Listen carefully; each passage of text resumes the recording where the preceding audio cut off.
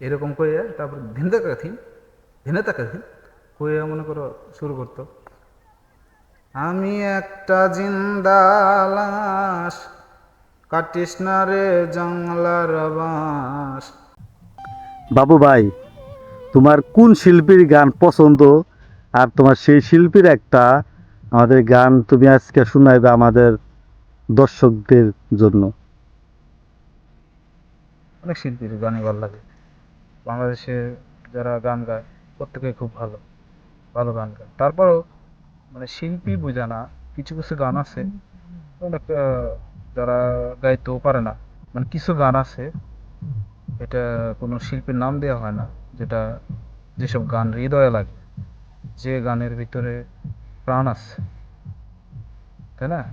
আসলে গান অনেকে গায়, কিছু গান আছে যেগুলো ভিতর থেকে গায়, ভিতর থেকে আবেগ বের হয়ে আসে গানের মাধ্যমে, ওইসব গান খুব ভালো লাগে। তো আমি যদি গান শিক্ষা নেওয়ার ভাগ্য হয় নাই, যদি নিতাম তাহলে বাড়ির স্যার, আমি স্যারই বলি তো, বলে চেষ্টা করি অনেক সময় তার সুরের সাথে মিলানোর জন্য। এই যে যে তুমি কথাগুলা বললা, তোমার কথাগুলা ঠিক আছে, যে গানে প্রাণ আছে সেই গানই শুনতে অনেক ভালো লাগে। এখন আমাদের মাঝে তুমি একটা, যে গানে প্রাণ আছে, যে গান শুনলে কি মানুষে কিছু বুঝবো, মানুষের কিছু জ্ঞান আসবে, তুমি সেই রকম একটা গান আমাদের দর্শকদের জন্য আজ বলবা। আছে এরকম অনেক গান, গান তো গাইতে পারবো না, একটু শোনাই মানে এক poet। এরকম একটা গান আছে, সেটা হলো, আমি একটা জিন্দা লাশ, কাটিস না রে জাংলার বাঁশ, আমার লাইগা 3.5 হাত কবর খুঁড়িস না, আমি পিড়িতের অনলে পোড়া, মরার পরে আমায় পুরিস না, আমি পিড়িতের অনলে পোড়া, মরার পরে আমায় পুরিস না। এখানে বোঝাইছে কি জানা, যে আমি তো পীড়িতের অনলে পুরাই, আমার আর করবি কি, তাই না? পুরা মানুষের কি পুরানো যায়? আসলে এটা না। মনের আবেগ হ্যাঁ, হ্যাঁ, হ্যাঁ, হ্যাঁ। প্রকাশ করছে তার সুরের গানের মাধ্যমে, যে আমি তো পীড়িতের অনলে পুরাই, আমার আর পুরো। তারপর ওই যে আর একটু লাস্টে বলছে, তো ওইখানে বলছে যে আমার পুরারও দরকার নাই, আমার লিগে কবরও ভরিস না। তাহলে তার ভিতরে যে আবেগটা, আর এই গানটা যারা শুনছে তারা বুঝতে পারবে আসলে গানের ভিতরে যে প্রাণ থাকে, গানেও যে কথা বলে,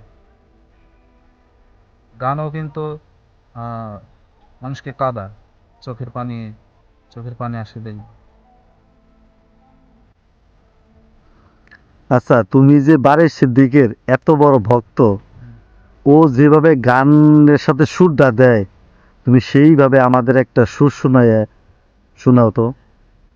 ভালোবাসি খুব, কিন্তু আমার সৌভাগ্য হয় নাই তাকে দেখার, বা তার সাথে আলিঙ্গন তার সাথে আলিঙ্গন করার মতো সময় হয় না আমি, বা দুর্ভাগ্য বলতে পারি। এর গানগুলা ফার্স্টে মনে করো বাঁশি দিয়ে সুর ধরতো, তারপরে সারেগামা কইতো, একটু কতটা কইতো, কত গানে কইতো, কত গানে কইতো না আর কি। মানে সে আর বাঁশি দিয়ে শুরু করতো গান, এবং সুর দিত মাঝে মাঝে সারেগামা এভাবে দিয়ে। দেখি, একটু চেষ্টা করি, তার মতো তো সম্ভব না, মানে আমি আমার মতো একটু দিই। দরে দরে না রে, না না, দরে না,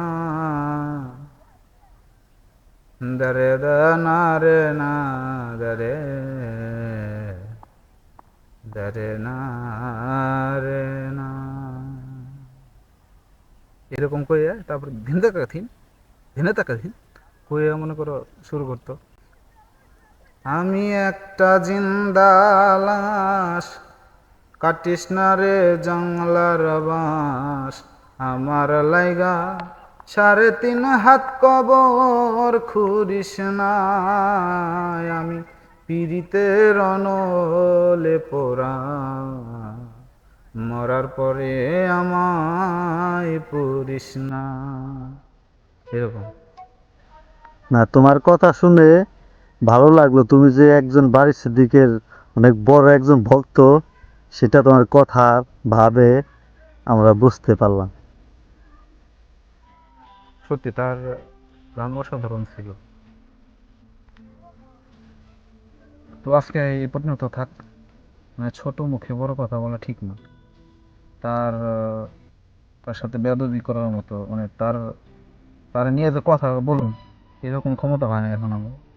তারপর বললাম একটু, তো সে যেখানে থাক, ভালো থাক। আমাদের এটুকু দোয়া আর ভালোবাসা আছে আমাদের, আমার না শুধু, অনেকেই তাকে খুব ভালোবাসে, তার গানকে ভালোবাসে। সে আমাদের মাঝে এভাবে বেঁচে থাকবে। ধন্যবাদ সবাই। সালাম আলাইকুম।